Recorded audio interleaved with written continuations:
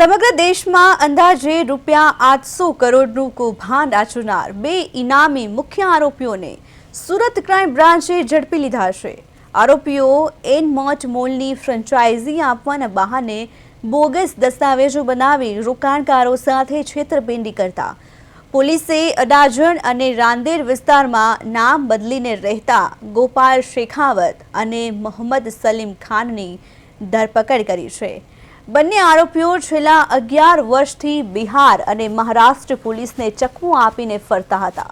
પકડાયેલ બંને આરોપીઓ પર બિહાર પોલીસ દ્વારા માથાદીઠ ₹50-50 ઇનામનું પણ જાહેર કરાયું છે। 50-50 હજારનું ઇનામ જાહેર થયું છે। આ બંને વિરુદ્ધ દેશભરમાં અલગ અલગ કુલ 54 ગુનાઓ નોંધાયેલા છે। હાલ ક્રાઇમ બ્રાન્ચ દ્વારા બંનેની ધરપકડ કરવામાં આવી છે અને આગળની કાયદેસરની કાર્યવાહી હાથ ધરવામાં આવી છે।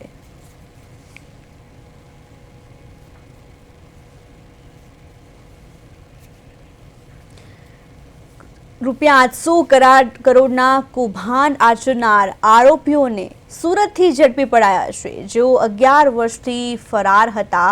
આ બંને ઈસમોને ઝડપી પડાયા છે। સુરત ક્રાઇમ બ્રાન્ચે આગળની કાયદેસરની કાર્યવાહી હાથ ધરી છે।